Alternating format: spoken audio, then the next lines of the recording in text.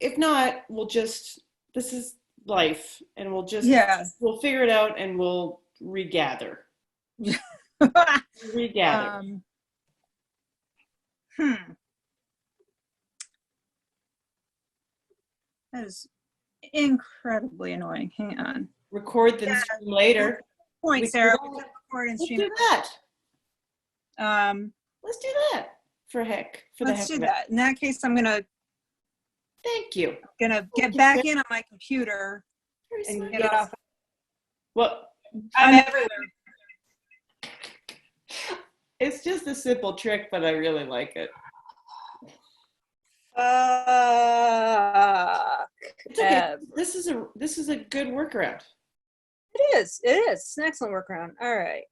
Gonna try the live stream one more time. If that doesn't work, then fuck Okay, it. We'll this is just record it. last time, everybody. You know Last what? time. Last time. I will tell you, I was stretching on the little deck in front of this house, and I've been wearing this gold necklace that Hmm.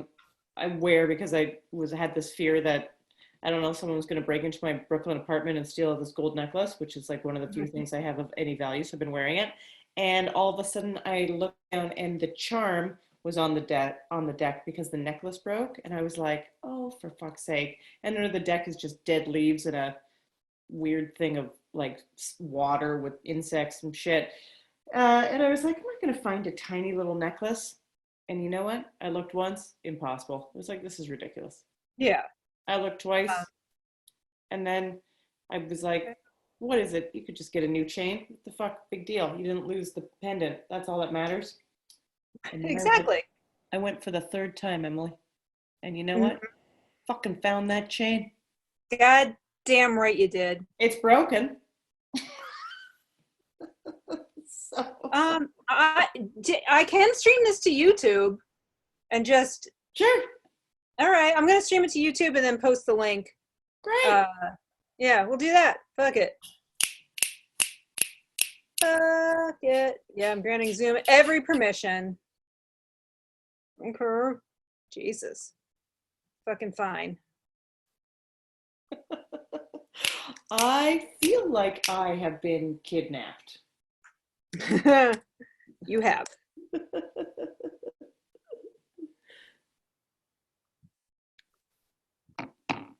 You'll have to be kidnapped with your child. You don't even get that time off. Right? Okay.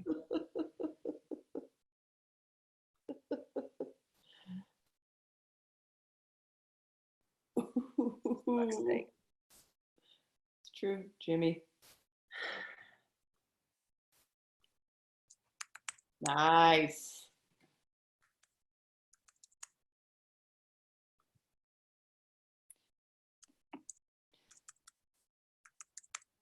I feel like it's weird that my doctor also said that whatever their little practice sent out like here's how we're doing, one of those emails. Mm-hmm. Here's our new ideas. And they're like, everyone's really loved the video, the video check-ins. So maybe we'll continue with that. And I was like, motherfucker, this is what's like, we're just rolling out this technology that wasn't ready to be rolled out so soon. Like nobody really wanted to do video doctor chats that make that a thing, but then it became a necessity, and now it's going to be an expectation that that's what you do before you go in. Right.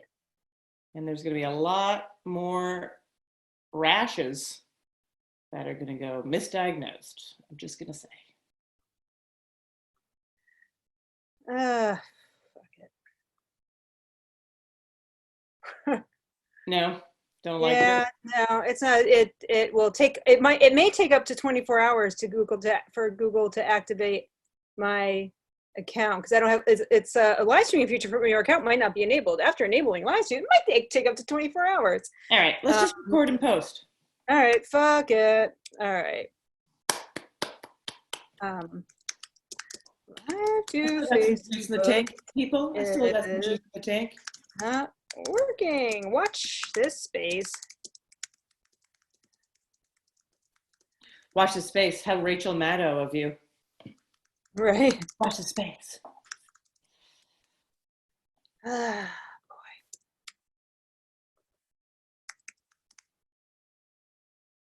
Okay. So let's see. It All says right, you're well, recording. at least since we're Yay! recording, yeah, hopefully You'll just have to we've just been chop off recording the this beginning or entire end. thing. And you know what? Just to punish the internet, I'm gonna put the entire thing on Facebook of I hope you me do. popping in from different devices. I hope you do. Me just like Yeah, rattling off random fucking thoughts to myself, at like I'm in some existential spiral. I enjoyed that actually. I'm gonna go ahead and really like start drilling down on my bag of alcohol here. So wait a second. This is honestly incredibly good. Is that a blue curacao margarita? It's reposado y blanco tequila. It's blue curacao, almond orgeat, and Whoa. lime, and it is again really good. And I also feel like I'm like somebody ground up a Smurf into an IV bag, and now I'm drinking I that. know. I love the bag. I once bought a bunch of bolts in a bag like that. Bolts in a bag. It's a Bolts in a bag. That's kind of what you're getting right Canadian now. treat. I really wanted a margarita today, but I did not get one. I am very sorry you didn't get one. I wish you were here in Brooklyn because drinking in the streets is completely illegal now. Yeah, well, it is around here too. No, it was that thing where I was like, oh, we should, because I have a couple limes in the house, and I was like, all we need is basically tequila, and we can make this happen, but we don't have any tequila. And I was like, oh, let's just buy some tequila, and then I was like, and then I'll have a margarita with dinner, and da da da. And then I was like, what's the last thing I need right now? Margarita. I don't know how you've been doing. Welcome to Shit Show. Welcome to Shit Show. Welcome to I an extremely aptly named all the time Shit Show. Oh yeah, the name of our show, I feel like I just see it all over now. This was like originally like, what a great name for a parenting show, and now it's just part of everything that everyone. The fucking garbage fire of everyday life now. Yeah. I feel like it was very depressed this week. I gotta say, I feel like this week I almost got used to the garbage fire. Yeah. I was like, okay, the garbage fire is where we live now. Yeah, I was like about the garbage fire. Maybe it's the bag of alcohol talking. I know, that's why I'm thinking maybe I should have had a margarita. No, I was like, it's like that thing where you're like, I get it, we don't have any answers. I get it, we don't have any answers. I'm okay, I don't want answers, but I get it, we don't have any answers. And then this week I was like, it's time for some fucking answers. Someone better give me a goddamn answer. I want to answer. I swear to God, most of the opening up stuff that's happening, I think is happening solely because like people are just done with it. Yeah. Like it's like psychologically we're just like, fuck it. I think like the entire country has just entered this fuck it mode. That is unfortunately not how viruses work as I understand it. No viruses so are very interesting to see how things go. Yeah, the viruses are like, oh, the humans are weak. That's how they look at it. Look at these weak. We'll just wait it out until they get really tired of wearing stupid masks. So I will admit, because I also feel like my poor 4.5-year-old boy is not getting any socialization, and I have guilt about everything, but then I have extra guilt about like he's going to become some, unsocialized child, that when we put him back, this is like a very important part of his life, that he's not getting any socialization, then we're going to put him back in a group setting, and he's going to be a monster because he will have no skills with the other humans that are his age. Yeah. Okay. No, he'll definitely be a monster. It's okay. So then I know someone who lives close to here who has a 6-year-old boy. And I was like, and she was like, we can do some sort of weird social distancing hangout. And I was like, wow, yeah. And I finally was like, yes. Because then my kid will be running around with another kid and we'll solve some of these things. Right. So we did it. I put on a mask. She had on a mask. We sort of stayed 6 feet away. You can't really tell children not to stay 6 feet from each other. But the problem was we didn't get along like at all. It was a They were screaming at her. The 6-year-old is just so much more gregarious and athletic, and like he's just a tougher, more energetic kid, and he can do more. And like Isn't that Lucas is still like, just I don't fucking want to race because typical? I'll lose, like. God. We've done a couple like socially distanced hangouts with neighbors, and with kids with whom Tug is friends, and they'll be fine, but then they'll have some little 6 foot apart like squabble, and it's just like, can you not just? You never get to see anybody. Can you just fucking keep I it know. together? For I me, Yeah. for Go ahead. me, yeah. But her new thing is playing Roblox with the kid upstairs, and he stays on his landing and she stays on hers, and they sit there playing Roblox with each other. It is not a game I understand at all, Yeah. but it's like at least she's seeing, even though there's a screen mediation thing happening. At least she's got like somebody to kind of play with. So Yeah. No, I felt terrible. And I actually even took Lucas aside at one point. And I was like, this is your one chance to have a friend right now. Okay. yeah, You got don't to fuck it figure up. out, which, a 4.5-year-old is like, this makes a lot of sense. You're right. Mm. I'm just throwing all my garbage on him. Oh my God. I I'm cannot tell you irritated. how many of the times I've lost my temper at Tug have been entirely due to my own I mean, I know that it's not exactly like a great insight to be like, I feel like I yell because of my own baggage. But But I never get angrier with her than when it's like something that like either my mom fucked up or I feel like I'm fucking up in my own life. Yeah.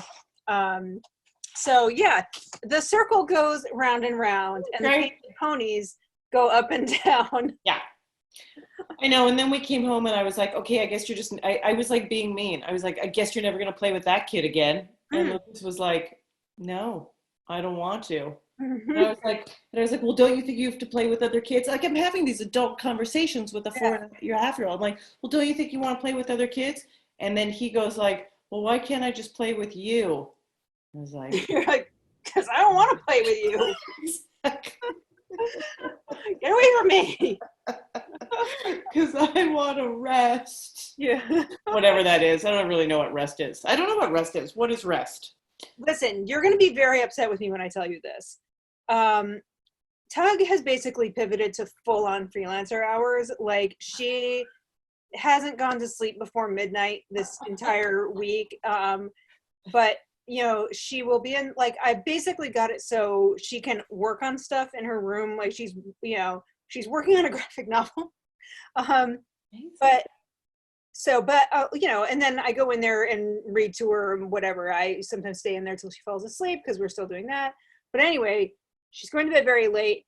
Yesterday, we both slept until 11:30. I'm so I'm sorry. just jealous. I'm just jealous. If it helps, But I like that she fell asleep at midnight. I didn't go to bed till 5. So I still got actually not a full night's sleep. no, But you're exhausted.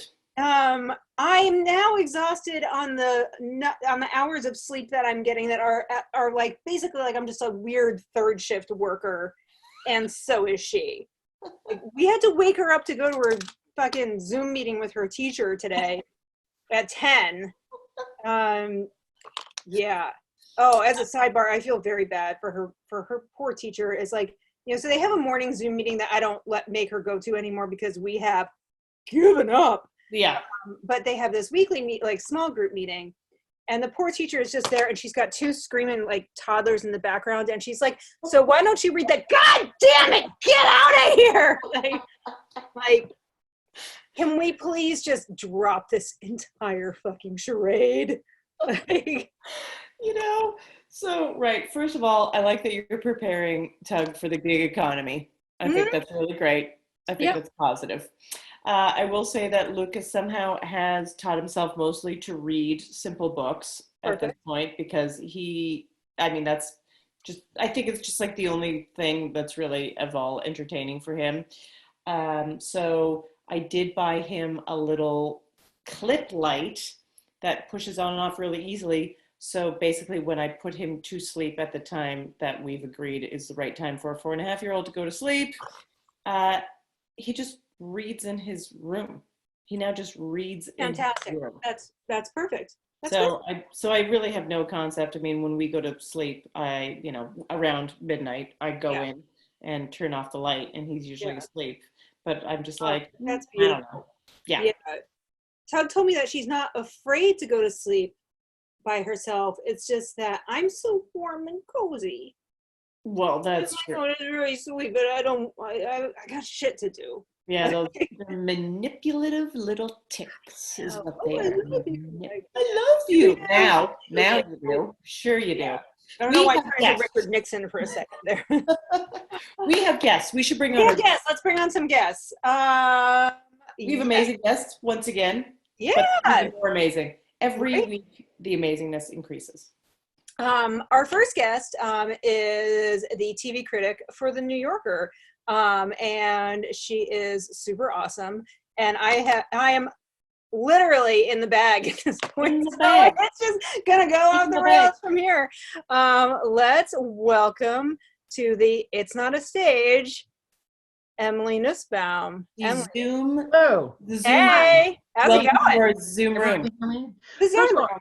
I just got to say one thing. I'm not the TV critic for The New Yorker. Doreen Sanfelix is the TV critic because Oh, I switched jobs. So I'm on book leave. No, I just wanted to say it because it's like Okay. come up and like, I'm like, but I am otherwise everything that you said. Yeah. So Excellent. Yes, you tell me have- about the book that you're writing in sabbatical. Yeah, I basically had the best timing in history to be on a book leave that is just calling people and asking them for their memories from 30 years ago because now they're all home. It's not hands-on reporting. It's about early reality television. So I'm writing this book that's like a history of reality television through 2004. are they so happy to talk about the past? It's great, actually. It's incredibly interesting. I was a little nervous about it because I thought in that way, I've never written a nonfiction book of this type before. I wrote an anthology and I didn't know quite how it would work, but I have to say it's been great just randomly talking to people about like what it was like to be in the Big Brother house and, you know, all that kind of stuff. Especially because as we were discussing, this is very much like being in the Big Brother house. So yeah. And so are these people who like, do they miss the sort of like glimmer of the spotlight that they had? Or are they really pleased to relive it? It's not all, I mean, I've talked to a few people who were in the cast of the show, but I'm talking to like directors, producers, editors, the showrunners who created and like, you know, the casting people and stuff like that. So it varies. And, you know, it just depends on the person because people have very different experiences. And also I'm going back, like some of it is, you know, not turn of the century, but like 70s, 90s kinds of stuff. So The prank shows and the gag shows. Yeah. When Temptation Island came out, and it was like kind of early in the game and like people got super into it. And the Temptation Island finale was shown at a movie theater you could drink at in Chicago that I went to. And it was like everybody was movie theater. Truly, every movie theater. Yeah, but it was like you were in, it was a movie theater bar. I don't know why I'm forgetting the name of it, but it was a wonderful place. But like everybody was so invested in this thing and it was such a great like communal experience. And I don't think we had any idea like, no, this is going to be all the TV from now on. Like, well, there was definitely that moment. I mean, that's what been talking to people about right now is that moment around 1999 to 2003 when there was this feeling of excitement and horror depending on whether you were a producer or whether you were a scripted writer, and it felt like there was this clash and then there were a million op-eds about how it was the apocalypse, and maybe it was the apocalypse, I don't know. I mean, the book ends in 2004, which is when The Apprentice came out. So but I will say, for the purposes of a pandemic and a quarantine, this is not a bad project because it actually takes up time. And I had just gotten back from LA where I was doing interviews in person, which apparently I will never do again. So but don't you think, I mean, this is just a think piece that is, you know, tangential. Don't you think with like what we're doing right now, like this is true reality, all the Zoom stuff and all this stuff, it's all, like when we get on the other side of it, is everyone just going to be so hungry for fiction? For what do you mean? What kind of fiction? Like reading fiction? No, Or, for for fictional. videos and TV? Yeah. There's a lot of it out there. It's Yeah, not. there's so. I don't think we're in a dearth of so much. scripted Yeah. fiction right now, or scripted TV. But we're going to get through it. There will be a time Well, where I am sick we of watching. I mean, know you know, it's weird. The kind of thing we're doing. I mean, I'm watching a lot of this, and it is. I like watching the TikToks and all of that kind of thing. Yeah, The right. TikTok. It sounds like I'm a 70-year-old. I like TikToks. watching the TikToks. TikToks. It's nice with the blurry and the dancing. No, I like that. But you know, I miss special effects. So I've been watching. It's just true. Like, and also nobody likes to look at their face and see their like I just lost at the Oscars face, which is this thing like this constant. And I do not have good facial control, so I'm not gonna miss zooming all the time. But anyway, but as far as the thing is, for these purposes, the one funny thing about doing this work though is because it's not about me and Clive being home, because Clive already worked from home and I worked from home about half the time, although I was traveling a tremendous amount right before this hit. Like, it's you know, isn't it so weird when you think back 2 months? It feels like this. Oh my God. Misty thing where it was like I was taking a red eye from LA and I went to a big event in Manhattan and then I took a subway and then anyway. But That's dead world talk, Emily Nussbaum. but the difference is just that because my kids are home, we're like a co-office together, because I don't have little kids. I have 12 and 14-year-old, and so they have their schoolwork and Clive has his work, and so we all kind of just it's like we're sharing a co-working space. I mean, and so they hear a lot of we've just given up on privacy about interviews because there isn't really a private space. Right. So I'm like interviewing people about these dirty reality shows, and Clive is doing his own interviews about technology, and like we the kids just eavesdrop on our interviews for stuff. Yeah. Yeah. It is weird having no boundaries. We were talking about that last time, just about like these spaces. Like you have, I mean, I've these glass doors right now, and I walk out these doors and I don't have a buffer between that and like, mom, like there is no little transition. I don't get to go through like something to make sure I don't get the bends. Yeah. I have to say I have enormous sympathy for people with little kids, because I just think it would be a completely different situation. It is. A 12 and a 14-year-old are like relatively self-reliant creatures. They can make their own breakfast. And actually, the dirty secret of all this is that it's actually in some ways better for Clive and me, because there's no commute for them and we are night owls. And so we can stay up and they sleep in. I literally get up in the morning and I text my sons from my bed, because I sleep in and they get up. And I just text them in the morning and then I come down. Because the way that we did it, you know, in the before is that my husband and I would alternate getting up with the kids and like make them lunch and send them off and everything. And now it's just this blur. But if they were little, I think it would be different. The one thing I have to say that's funny is that my older son, this sounds very strange, but it's true. We live in a wooden row house in Brooklyn, and we have a little backyard, and he really likes to build things. So he actually built, like several years ago, kind of a hut, like a shack that you can go in. And he will literally go out there and do his homework in the shack in our backyard that he built. Amazing. What? That's incredible. Yeah, like I feel like Tug is my daughter is 7, and I feel like she's right in between the constant dealing with a little kid and a kid who's like fairly self-sufficient. Right. It's like a complicated age, because she's still very dependent on you, I'm sure. But like you can just say, go do your thing. And I mean, with school, it's like I would have to sit there and just like, let's go through this step by step.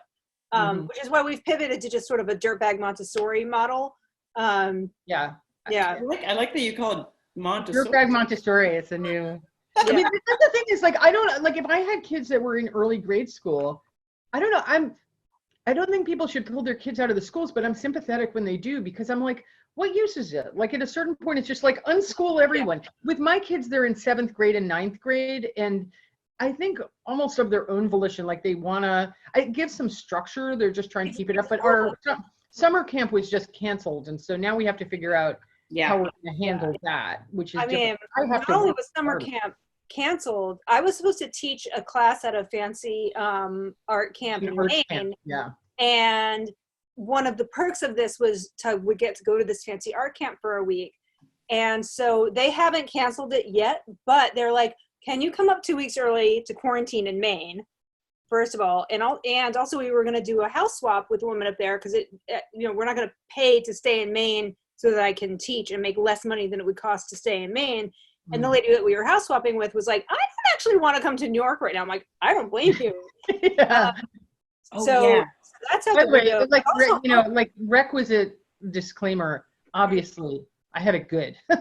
Like, I have my job and I work from home, and summer camp being canceled is a whole sure. thing. I mean, I'm just saying that because it's like, we'll work it out. I'm not Right. like, but Sure. yeah, everybody's plans. I mean, half my family's Canadian, and we were planning to go to, as you know, and we were planning to go to Canada, and the Canadian border is still shut, right? Like, we can't go up there. Yeah. So I just Googled it today. yeah, we Googled it every day. But I mean, can you go if you have Canadian passport? I'm asking for a husband. yeah. Wait, are we all Canadians? I mean, My husband is do Canadian. we all have a little Canadian in us? So the general note is that, non-essential travel. So if you are going there for any, you'd have to phrase it that it was absolutely essential that you had to be there, that it was more than. I'm losing my mind. For good reasons, or because everybody up there just had a baby and I would like to see the baby, because we have family up there that we have good reasons to want to see. But yeah, I don't think we're going to bum rush the border. We'll just figure out what happens. But I do wish that they would open it. I mean, Clive is actually an American citizen now, but he still has a Canadian passport. So. Yeah, he grew up in Canada. He grew up in Toronto, and he didn't become an American citizen until last year. And everybody was like, "Why now?" Yeah. but this is actually why. I mean, it was nerve-wracking feeling. A little bit of personal trivia about myself. I submitted online my citizenship application the day before they shut down the offices. I'm so sorry. Wow. It's like, the timing has been. I mean, I know a bunch of people who have. I mean, it's fine, really. I mean, ultimately, you are an exceptional alien, or whatever they call it. What persons of exceptional ability? You're a person of exceptional ability. You're like, what is that what it is? Yep. So, I think it's extraordinary. It might not be exceptional. It might be extraordinary. But You are both extraordinary and exceptional. Thank you. So yes, so there's that. But there is. I mean, right now, I don't know. Like, they're both basically fine with the distance learning, and my child goes out to his Unabomber hut, and like we hang out and we work here, and we have to keep the place neater than we did before. I mean, it's a little bit less chaotic. So that's the part of it that actually I feel personally lucky having kids at this age. I also wonder what it's like for people with kids that should be in college. Like, that's a whole other. Yeah, right. And I feel bad for people on both ends of the spectrum. Yeah. Like, I have friends who like are about to give birth or have just given birth. I'm like, oh my God. But at the same time, having a newborn sort of felt like I was in weird quarantine anyway. Well, that's the thing. Is like, when you have an actual newborn, you can't leave. And depending on your circumstance, I mean, I have a friend who has 2 little twin babies and a 3-year-old, and they're in an apartment in Manhattan. And I'm like, that is just unbelievable. I mean, I think the idea of having help is so, I mean, like, I'm just thinking about it every day. Right. Well, I mean, haven't been people forming especially with little kids, like these pods or something? Yeah. It does seem like it's a space for coming. With us, we're just like, I mean, I've occasionally been, the kids really don't leave. It's funny. My one thing that we did was we were early adopters on having our kids on screens all the time. Like, we were never, they were fully prepared for being on their computers. And my younger son, actually, with some friends, they rented a server. They all chipped in money and got a server. They created like a Minecraft world that they all share. And so he has this group of friends, and they get up and, he does his schoolwork, but they get up and they all put on the Minecraft thing, and then they take their phones and they talk with their phones. So he's a pretty social guy, but who knows how he feels. I mean, he's told me he feels fine about it, but there is a lot of social stuff going on with them. That's just them building these weird worlds. So, okay, so if you were in a situation basically where, I'm not going to be like, you're thriving, but like things are stable enough in your world that in this situation, there's some improvements to your quality of life. I will say that that's true. I will also say, I mean, again, this is all contingent on the fact that we are work at home people who had these jobs anyway. And, my whole industry is very shaken up, and I'm on a book leave, like for a year. So that's just a stable thing. But the other part of it, to add to it, is just I had been traveling so much in the months before this happened, and then, as you know, I was not very sick or anything, but I had some symptoms at the beginning. Yeah. So out of an abundance of caution, and I quarantined at an Airbnb near my place for 2 weeks. So the truth is, when this all began, I was A, tired of traveling, and B, relieved not to have become very ill, and so glad to see my family. Yeah. I've actually been gliding on, a state of gratefulness and like #blessed. So I was sort of, what is it called? I was like marinated in the proper psychological state to be glad to be home. Like I was glad to be home on many levels. So yes. And then I think I was telling you this before, but because my husband and I are neither of us is a very good cook, and we are both slobs, and we go out a lot. I mean, I really miss going out. Like I miss going out to bars in our neighborhood. Yeah. That's one thing.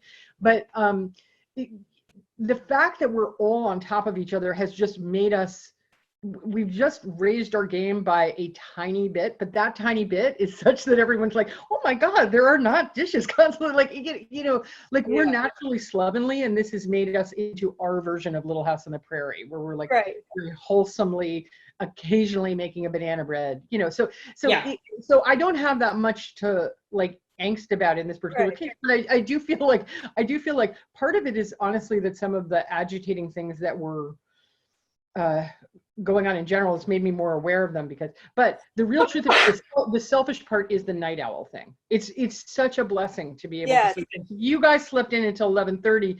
I'm the only one in my house who I'll occasionally sleep that late, and it just doesn't create a problem because and I mean, like in some ways it's easier for me to have her just be up, because it's like then I can just sort of put her to bed when she's really ready to sleep, and then I can go do my own thing until I need to go to sleep. And if she sleeps till 11:30, then she sleeps till 11:30, and maybe we just freelance forever. It seems fun to me. I mean, there's so many things where it's like, who gives a shit? Like, it's like, as long as I agree. As long as there's like, this is how I always felt about my kids in school anyway. Like, I was always like, how are my kids feeling about the school? It's like, if at a level of like 2/3 to 3/4, like they're enjoying it, they're doing okay, and they have some friends, then I'm not going to complain. But if it drops below a certain point, so there's just like this, the glaring. And it always reminds me of like when I had like a baby at one point, the doula who was advising me on stuff said, she was just like, it really doesn't matter.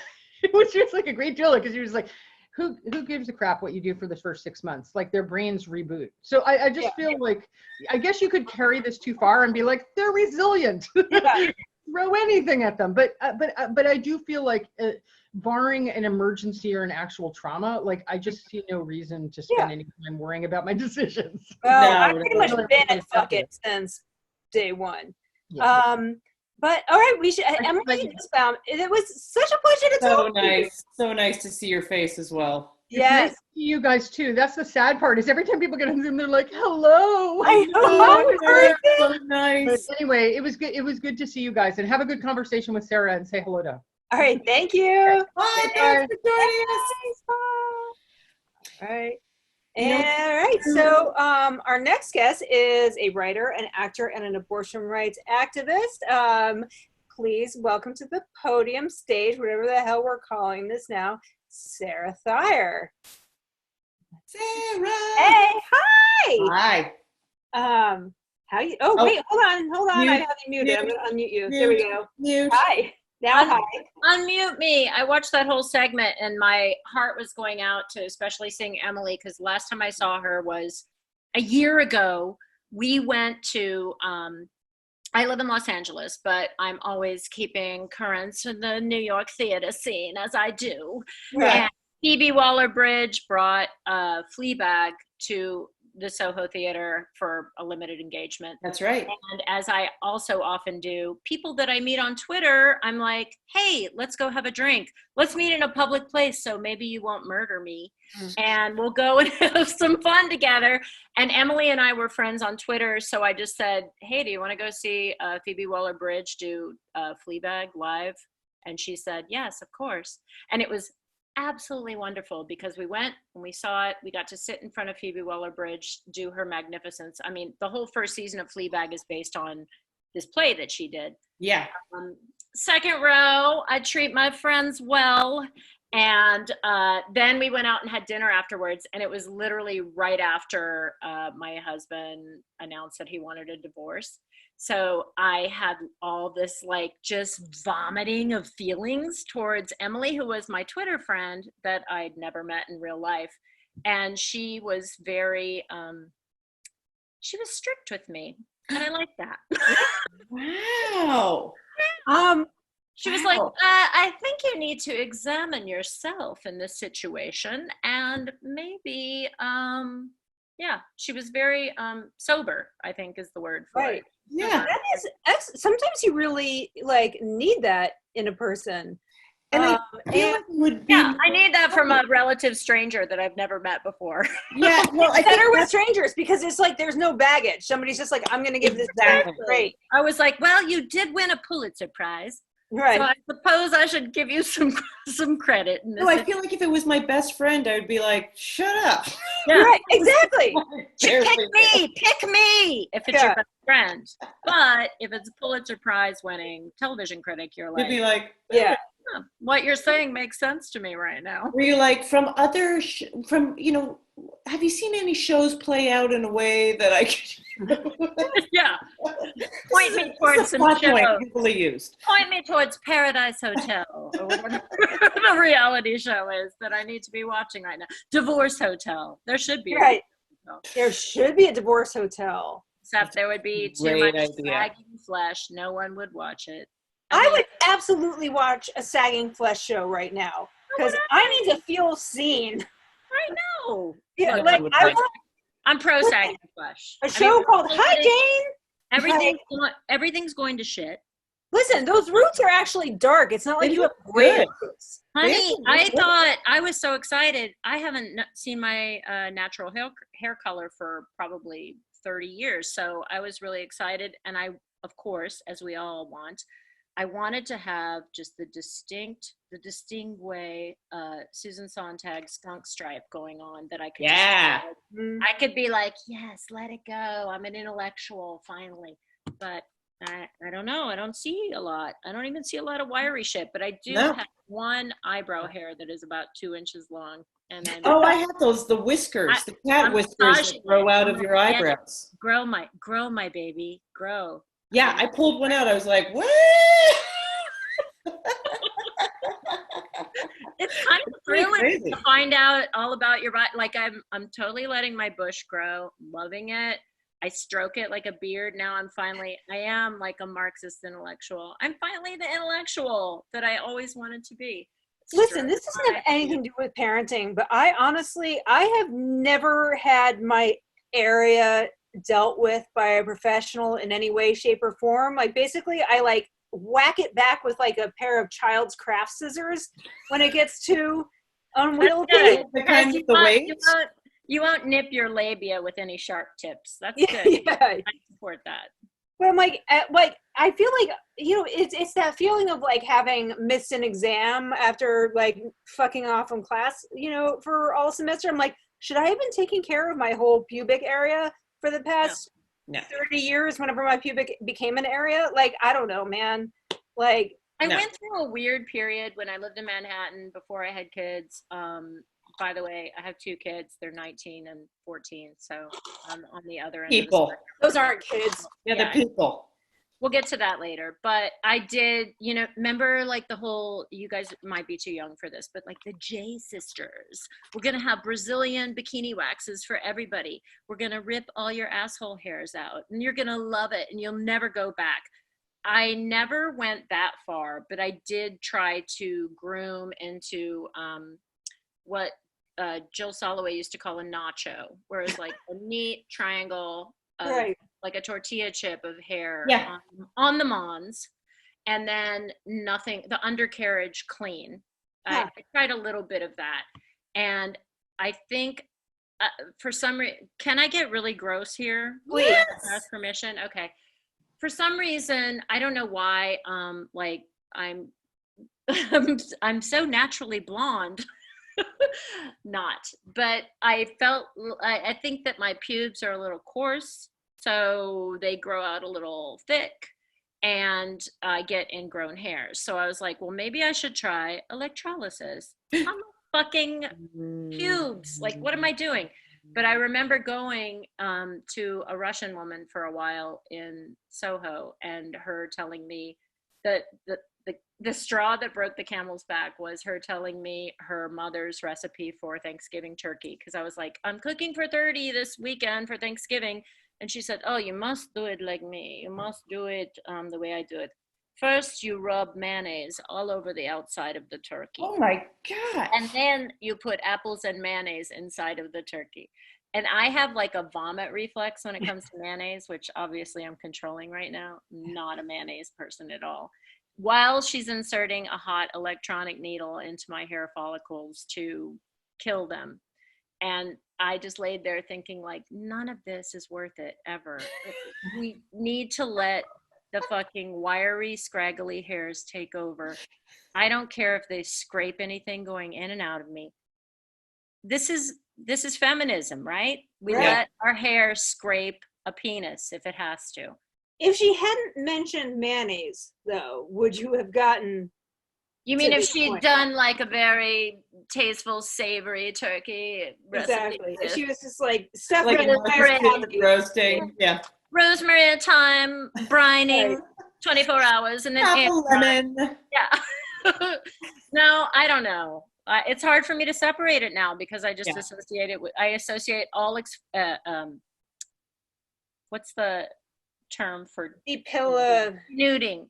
I Right. associate all denuding with mayonnaise now. And I just feel like we should all just let our hair grow and see what happens. Let it go. Yes. Yeah, I also, just since we're on this topic, so I usually get my half Israeli, very hairy. I get my upper thighs waxed because it's like a lot. I have a lot of upper thigh. Just It's upper a lot of thigh? area.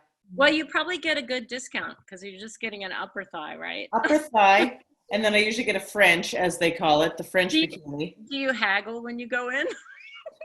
I have long-term relationships with these people. You know what I'm talking about. So, but so I did not get a wax very close to not everything being shut down, and so it started off being like, yeah, I've got some stubble, and I guess I could shave it, but I just didn't, and so I have like, wow, the hair.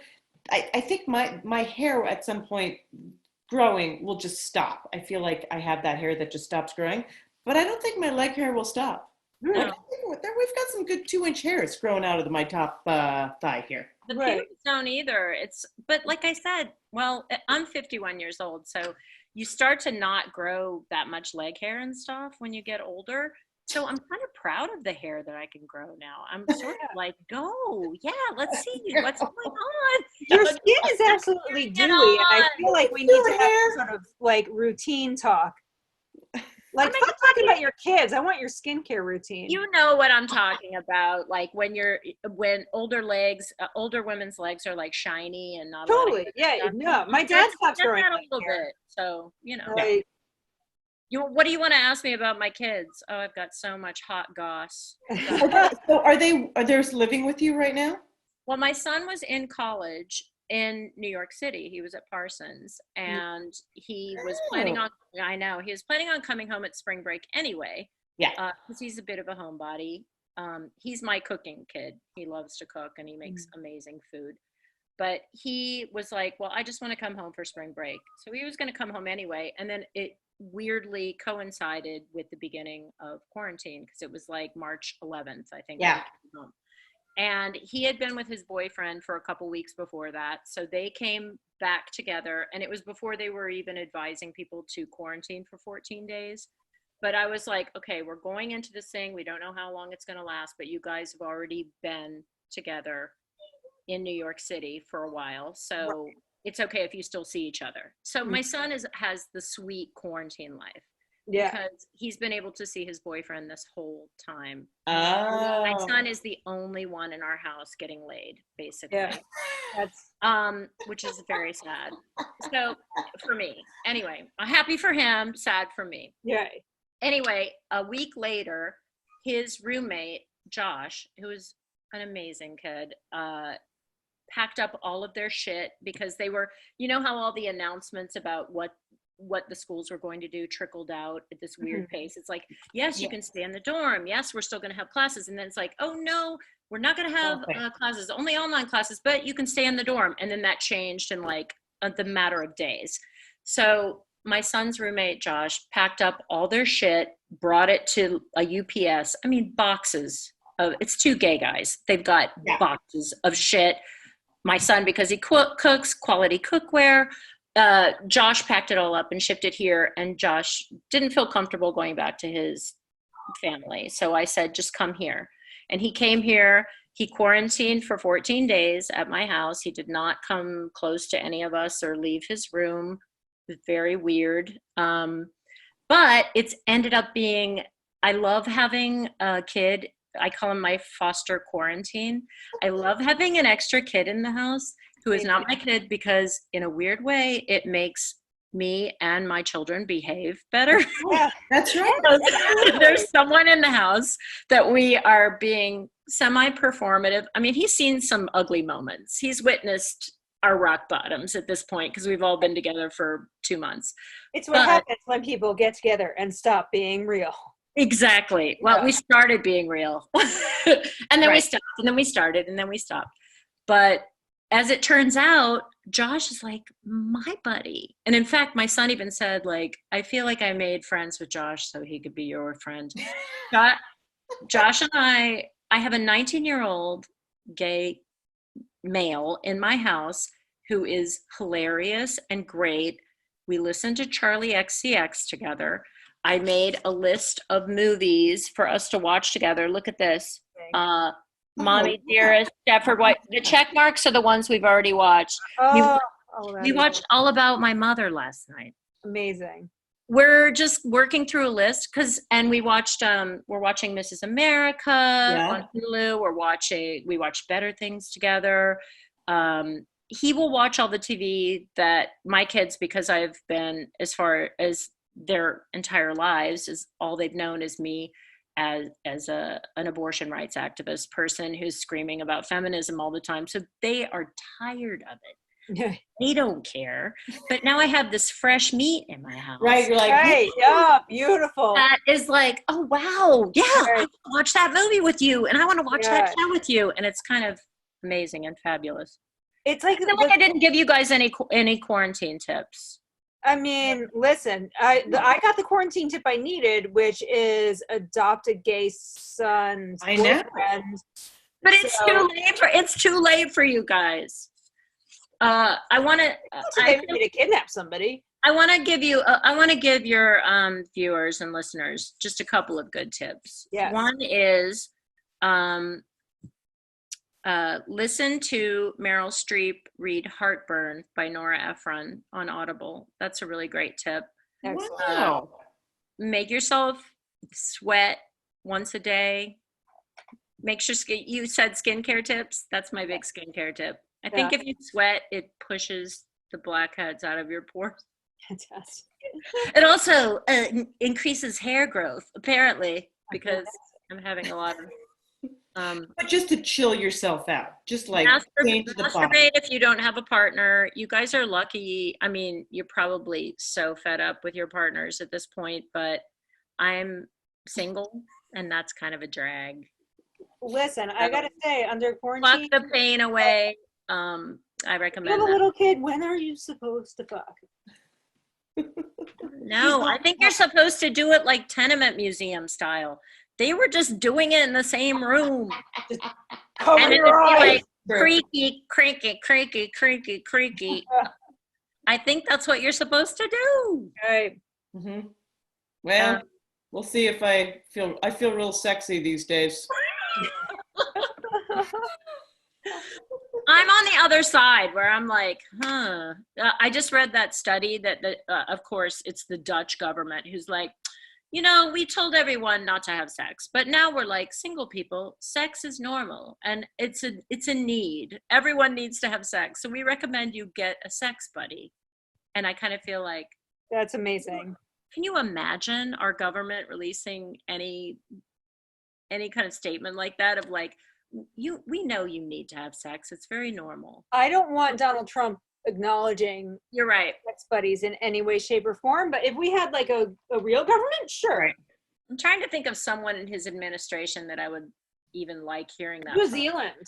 I can't think of anybody. No, Yeah. no one. Oh God, no. Maybe Zero. the solution is to move to New Zealand. Yes. But I've That heard you need a lot of cash to do once that. they open up, we're there. But they expect cash because I went to New Zealand years ago, probably like 12 years ago, and I immediately felt like I should move here. This seems like a really great place to live. And I met an expat there who said, oh yeah, you have to have like 50 grand up Yeah. front just to show them in your bank account. For them to be like, all right, you can chill out here for a For them while. to even consider you. They should have a reality show. Good for you, So New you want to Zealand. move to New Zealand? Yeah. I would go on it. So unassuming, Auckland, but not really. Yeah. Uh-huh. Well, we should wrap this up for recording purposes, but we can continue to talk after this. Okay, so wait a second. So Meryl Streep, one. Yes. Meryl Streep reading Heartburn. Cut it out. Definitely, if you haven't watched Better Things yet, that's really great. I watched it. Ruth Gordon, anything that she's in, you should watch that. Yeah. The only other thing, well, I feel like I didn't talk about parenting that much. I just talked about pubes. Well, yeah, but that No, we talked all your about children are people, so pubes is surrogate all parenting. you've got, you know. I do want to send out a message of solidarity to anyone living with kids who have ADHD because this is a really hard time for them. And really, the hardest thing about it for me is trying to get them to remember to do anything around the house. Yeah. Yeah. It's really difficult. So I'm here for you people. Oh, ADHD parents, I love ya. yeah. Also, maybe watch the Harry Styles video. Hey, why not? I don't know. Yeah. It seems to be about oral sex. So Cool. I mean, really, isn't that every video? Isn't every video the subtext kind of oral sex? Even the protest videos, you're sort of like, yeah. Harry Styles is really interesting to me. I bought a Gucci perfume that he recommended because he said it smelled like Joan Didion's house, which is the worst reason to buy anything, but I did buy it. I feel like he's interesting to me because straight guys seem to kind of fall in love with him. I know. It's true. Weird. Yeah. Yeah. And they're not ashamed of admitting it either. No. They think they're like, oh yeah, he's cool. Right. Interesting. All right. Yeah, I think I might have a chance with him. That's basically what I'm saying. Harry, if you're watching, You're right. Get on it. I'm available. Yeah. I don't know where you are on your screen, so I'm doing all the possible. I'm available and I have a pubic beard. So please look me up. Can I just call dibs on that right now? I mean, Sarah, thank you so much for coming. Thank you so much, Sarah. Such a nice, yes, finally. That's what I have to say. Finally. Yeah. It was great to see you guys. I love you. It's great to see you too. All right, I'm going to say that's our show. Stick around for a second. And yes, thank you. Thank you so much. Emily, are you still here? Let's see. I don't know. I just ended very abruptly. Hi. Hi. Emily Nussbaum, as a weird sidebar, before this call, I was on a Zoom. Are we still on the show? No, we're not still on the show anymore. It says recording.